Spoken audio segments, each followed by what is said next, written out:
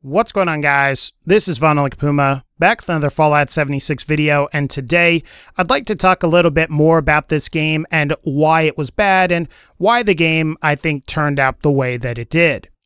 Now, before we start, I should go ahead and mention that this video will be highly speculative by its very nature, and with that in mind, there's a good chance that everything I could be saying could be totally wrong.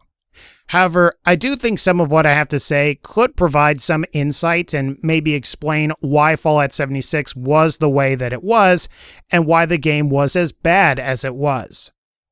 Otherwise, let's just jump into this video by talking about what actually inspired it, and that was a video that came out about a week ago called The AAA Games Company Crash Isn't Coming, It's Already Here.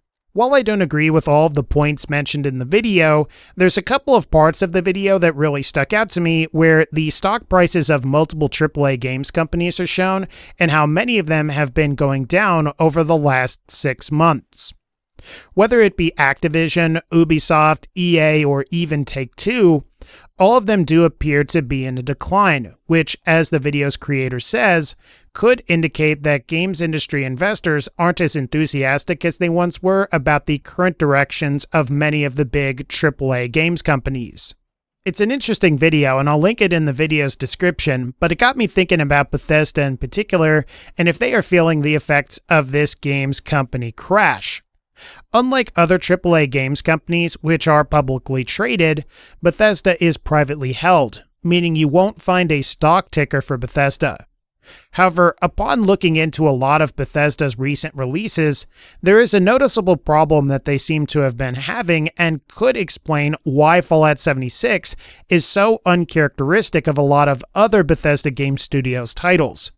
And that's because Bethesda Game Studios' parent company ZeniMax could be in a somewhat desperate situation and are attempting to serve what are ultimately the potentially unrealistic expectations of their investors. If you've been following a lot of Bethesda published titles in the last couple of years, you'll notice that a lot of their more recent titles haven't sold or performed especially as well. Really, I would say with the exception of Doom 2016 and maybe Fallout 4, pretty much everything Bethesda has put out has underperformed in some way. I think this decline began with Dishonored 2, and while the game was likely profitable, there was mention at the time of its release 2 years ago that sales were down 40%. The GAMERANT article pictured goes on to mention that the lower sales could be attributed to simply more popular games releasing in the same window, as Battlefield 1, FIFA 17, and COD IW all ended up coming out at around the same time. The sales decline of Dishonored 2 seems to be backed up somewhat by VG-Chart's sales data, which does indicate that as of 2018, that there does appear to be a significant sales gap between both the first game and its sequel. Combining PS4, Xbox One, and PC sales of Dishonored 2 to Xbox 360, PS3, and PC sales of Dishonored 1, according to VG-Charts, the former sold about 3.07 million units, while the latter sold about 3.78 million. While that data amounts to about a 20% sales reduction rather than a 40% one, it is fair to say that Dishonored 2 did appear to underperform sales-wise, as the original Dishonored managed to outsell the sequel. Now, at first glance, it would seem like this was just a fluke. However, by the time 2017 rolls around, things actually end up getting worse. The Dishonored 2 spin-off, Dishonored Death of the Outsider, managed to sell about 0.55 million units across all platforms, which is really low compared to what was already an underperforming sequel.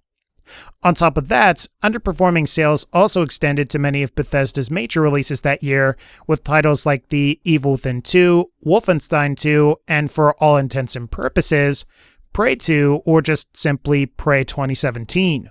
In the case of both of the sequels, being Evil Within 2 and Wolfenstein 2, each game underperformed sales-wise compared to their prequels. This is partly because Wolfenstein: The New Order and The Evil Within 1 had the opportunity to sell on more platforms, and thus capitalize on more potential sales. However, even comparing just the 8th generation and PC version sales only, the game's first entries managed to outsell the sequels. For Wolfenstein: The New Order, it sold about 2.84 million units between PS4, Xbox One, and PC, with the new Colossus selling about 1.98 million units. For the case of The Evil Within, it sold about 2.85 million units across PS4, Xbox One, and PC, with the sequel, The Evil Within 2, selling about 1.36 million. Keep in mind, this isn't even including the sales of previous generation versions of these games, which, if included, would allow Wolfenstein: The New Order to achieve 3.68 million total sales, while The Evil Within reaches an impressive 4.21 million total sales, which are even higher sales numbers than their sequels. As for Prey 2017, while we don't have prequel sales data to compare it to, we can look at current VG Charts sales data, which indicates that the game sold about 1.49 million units. If you figure this number is less than both Wolfenstein 2 and Dishonored 2, and is only slightly more than The Evil Within 2, I think it's fair to say that it also underperformed. Not to mention that articles like this one from GameSpot at the time commented how Mario Kart 8 Deluxe managed to outsell Prey, which was a game that was released on PS4, Xbox One, and PC. And all of those platforms at the time had a substantially higher user base than the Nintendo Switch did. It's also worth mentioning that the founder of Arkane also quit after Prey's launch, which may or may not have had something to do with the underperformance of Dishonored 2 as well as Prey 2017. Now, the reason it's important to bring up all of these non-Fallout titles is because they indicate a bad track record and also likely had some effect on the confidence of Bethesda/ZeniMax's investors. After all, I would think investors would typically want sequels to be substantially more profitable than their prequels. And just going on sales data, it's fair to say that many of these titles weren't that much more profitable, and in some cases, like The Evil Within 2, they sold substantially worse. The sad thing is that many of these games were actually reviewed well, and all of them were also single-player games with fairly good business models. These games had no microtransactions or loot boxes in a year that was seemingly plagued with them, and with that in mind, it's sort of sad to see that many of us just didn't embrace these titles. Granted, I don't think it's consumers' fault that Wolfenstein 2 and The Evil Within 2 released during the same month as Super Mario Odyssey, but alas, what's done is done. The point is, I would posit that all of these games' failures or underperformance in terms of sales put Bethesda/ZeniMax in a tough spot, and they really needed to knock the ball out of the park to appease the investors. Enter Fallout 76. Based on the sales of titles from other developers under ZeniMax's banner, it at least seems possible that the people at the corporate level at ZeniMax really needed a quick turnaround. They knew Bethesda Game Studios was working on another Fallout, and so they focused a bunch of their efforts on 76. Given the underperformance of ZeniMax's string of single-player titles where you're limited to the revenue generated on the initial sale, it was decided to sweeten the deal and make investors more interested and excited that Fallout 76 would be an always-online, games-as-a-service type title. Given the popularity of Fortnite and how the industry has recently shifted to more live service type games, investors were likely very excited by this prospect. So whatever original plans that were intended for Fallout 76 were adjusted to fit this model, and it was rushed out the door for the holiday 2018 season to make as much money as possible and to hopefully recoup whatever investor confidence they had lost with the releases of Dishonored 2, Prey, Wolfenstein 2, and The Evil Within 2. If you have your doubts about my theory, think about this for a second. One of the major criticisms that the gaming community has had surrounding Fallout 76, other than what it does to the lore, the lack of single player, its boring quest design, or its always online DRM, is that the game just felt rushed. And I suspect the reason the game feels rushed and lacking in content is because Bethesda/ZeniMax had just come off a little over a year and a half of underwhelming and underperforming game releases. They got themselves into a desperate situation with their investors.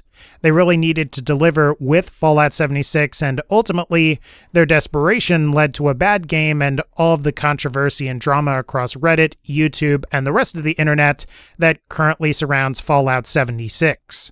I also think the desperation to make enough money to meet investor expectations is at the heart of a lot of the poor decisions that have been made surrounding this game. Whether it's the canvas bag situation, using scarcity tactics for the Christmas-themed atomic shop items, or even something as simple as choosing not to release Fallout 76 on Steam, it's all been done in an attempt to show to investors increased profits and potentially restore investor confidence. The thing is, rather than generate substantially more revenue, I think it's fair to say that all of the controversies have done is brought Bethesda/ZeniMax nothing but awful PR, potential lawsuits, and has been a stain on Bethesda Game Studios' reputation, which is arguably the best studio under the ZeniMax banner. If you ask me, I think Bethesda or ZeniMax are in a somewhat precarious situation right now. After all, Fallout 76 is basically their fifth underperforming title in a row if we count Dishonored 2, Prey, The Evil Within 2, and Wolfenstein 2. And if you have doubts about that, even GameSpot and NPD Group mentioned that while Fallout 76 was the fourth highest selling game in November 2018, 76 didn't even manage to break into the top 10 highest selling games of 2018. And somehow got beat by the likes of GTA 5, which is a 5-year-old game at this point. Perhaps that's not a fair comparison in that GTA 5 is the most successful entertainment product of all time, but what will be interesting to see is how well Fallout 76 sells a year from now compared to Fallout 4, New Vegas, and Fallout 3, where those games accumulated a considerable amount of additional sales due to being great and well-crafted single-player experiences that had mod support. If I had to take a guess, I think 76's sales will be substantially less. Now, to clarify what I said earlier about Bethesda/ZeniMax being in a precarious situation, I don't think ZeniMax is going to go under tomorrow. ZeniMax is likely sitting on an incredible amount of cash due to all of the previous successes of Bethesda Game Studios, and it's also worth pointing out that they just won a $250 million lawsuit with Oculus. So I highly doubt they're going to be going anywhere for quite a while. However, I do think there's a possibility we could see some restructuring in 2019. I would be very surprised if no one got laid off or let go after Fallout 76 due to both Fallout 76 itself, as well as the sheer number of underperforming titles that have been released in the last couple of years.